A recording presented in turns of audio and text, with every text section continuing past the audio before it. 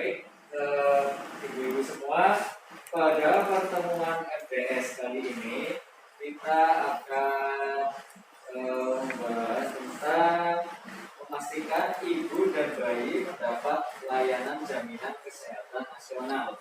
Sebelumnya saya mau tanya ke ibu-ibu semua, ibu-ibu ini sudah punya anak kan ya? Sudah, Pak. Ya. Coba pengalaman dulu pas melahirkan anak itu biayanya mahal atau enggak sih untuk membayar biaya kelahirannya? Mahal ya. Itu juga dulu gimana Bu? Dulu saya pakai kartu itu, Pak. Kartu apa yang kartu miskin itu, Pak? Kartu KIS apa ya, Pak? Oh, kartu kris ya. Jadi lebih terbantu. Oke, baik. Tadi di sini ada ibu yang satu biayanya mahal, yang satunya lagi terbantu karena mempunyai kartu KIS. Ya. Oke. Saya akan menjelaskan di sini bahwa sebagai penerima bantuan PKH, ibu-ibu berhak mendapatkan jaminan kesehatan nasional dengan pemberian kartu Indonesia Sehat atau KIS. Tadi di sini sudah ada yang bilang terbantu karena memiliki kartu. Berarti di sini ada yang sudah memiliki KIS, ya? Sudah ya.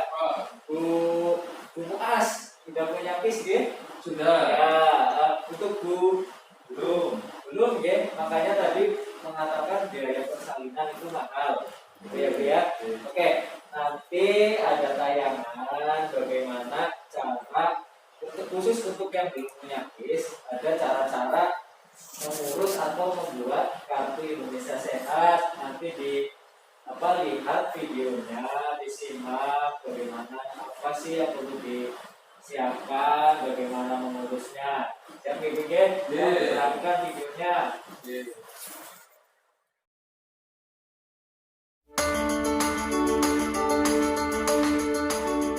Kita patut bersyukur bahwa mulai 1 Januari 2014, negara kita sudah punya sistem jaminan kesehatan nasional atau JKN. Melalui JKN, pemeliharaan kesehatan kita terjamin. Bila sudah menjadi peserta JKN, kita cukup menunjukkan kartu peserta saat berobat untuk mendapatkan pelayanan kesehatan. Tetapi tentu saja ada prosedur dan batasannya. Pertama-tama, kita terlebih dahulu harus memeriksakan diri ke fasilitas kesehatan tingkat pertama, seperti puskesmas, klinik swasta atau klinik TNI Polri yang bekerja sama dengan BPJS Kesehatan atau Badan Penyelenggara Jaminan Sosial Kesehatan. Ingat, kita harus memeriksakan diri ke fasilitas kesehatan tingkat pertama terlebih dahulu. Jangan langsung ke rumah sakit kecuali dalam kondisi darurat. Di fasilitas kesehatan tingkat pertama ini, kita bisa mendapat pelayanan sebagai berikut. 1. Kita bisa memeriksakan diri, mendapat pengobatan atau melakukan konsultasi medis. Kedua, kita bisa mendapat tindakan medis. Ketiga, kita bisa mendapat transfusi darah sesuai kebutuhan medis. Keempat, kita bisa menjalani rawat inap tingkat pertama sesuai dengan indikasi medis. Kelima, kita bisa mendapat pemeriksaan penunjang diagnostik laboratorium tingkat pertama. Kita akan dirujuk ke rumah sakit yang bekerja sama dengan BPJS Kesehatan apabila kita memerlukan tindakan lebih lanjut. Layanan yang bisa didapat di rumah sakit adalah sebagai berikut. Pertama, kita bisa memeriksakan diri, mendapat pengobatan, atau melakukan konsultasi medis dengan dokter spesialis. Kedua, kita bisa mendapat tindakan medis oleh dokter spesialis sesuai dengan indikasi medis. Ketiga, kita bisa pula mendapat rehabilitasi medis serta transfusi darah. Keempat, bagi yang harus rawat inap, kita bisa mendapat pelayanan di ruang non-intensif maupun di ruang intensif. Tentunya ada pelayanan kesehatan yang tidak dijamin JKN antara lain pelayanan kesehatan tidak sesuai prosedur, pelayanan kesehatan di fasilitas yang tidak bekerja sama dengan BPJS, pelayanan kesehatan di luar negeri, pelayanan kesehatan untuk mendapatkan keturunan, pelayanan kesehatan untuk tujuan kecantikan, gangguan kesehatan atau penyakit akibat ketergantungan obat dan atau alkohol, pengobatan alternatif. Ingat, beberapa contoh kasus tersebut tidak dijamin JKN. Seluruh rakyat Indonesia wajib ikut program JKN sebagai wujud kepedulian sosial dalam bentuk gotong royong untuk membiayai pemeliharaan kesehatan.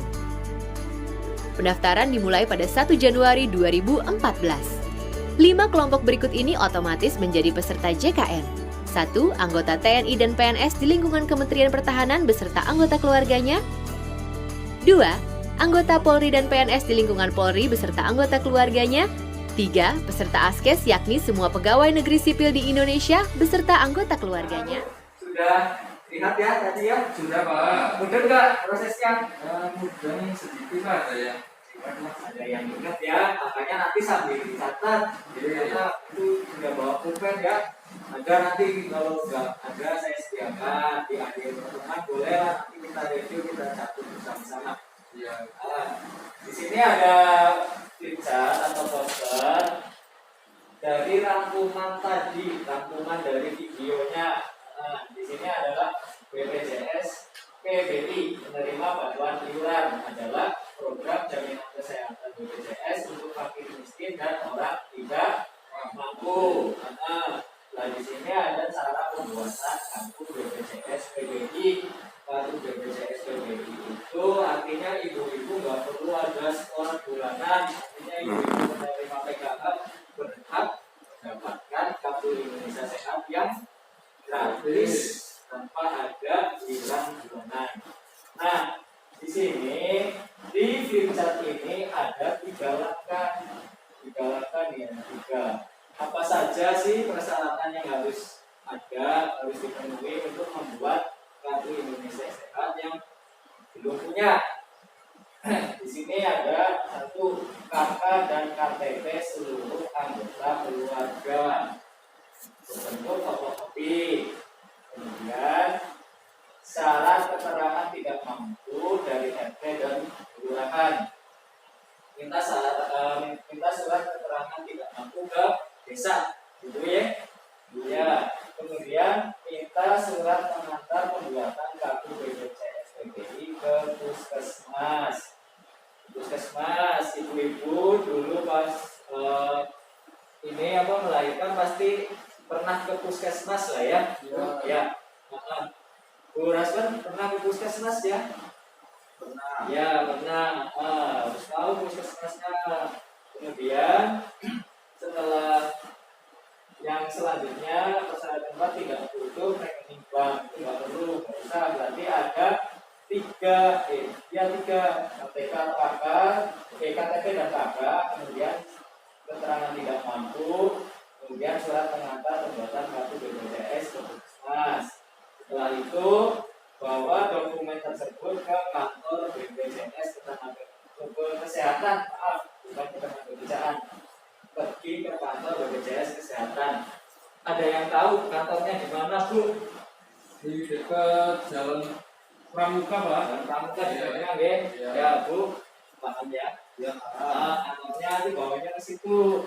Terus nanti diproses, kemudian Ibu mendapatkan kartu BPJS PBI. Itu dapat digunakan untuk layanan kesehatan. Ketika nanti misalnya amit-amit ini ya Bu ya, ada anggota keluarga yang bila sakit dan memerlukan biaya yang besar, kemudian di situ ibu tidak punya biaya untuk membayar karena ibu sudah punya kartu Indonesia Sehat. Ini bisa digunakan untuk meringankan lah, atau syukur pisan bisa gratis gitu ya. Jadi kartu ini nanti bisa digunakan. Kemudian jika persyaratan pembuatan kartu sudah lengkap, itu tadi sudah dijelaskan bahwa ke kantor BPJS Kesehatan menunggu sampai proses pembuatan kartu tersebut jadi. Mungkin nanti kalau pemberitahuannya bisa lewat desa. Kalau Bu Muas dulu dapatnya di mana Bu Muas? Dulu saya disuruh desa Pak. Oh, disuruh desa. Suruh datang aja ke desa ya. Terus itu membutuhkan kartu itu Pak. Ya. Terus dapat kartunya. Untuk Bu Langsung belum memiliki ya. Nah, syarat-syaratnya tadi sudah dicatat.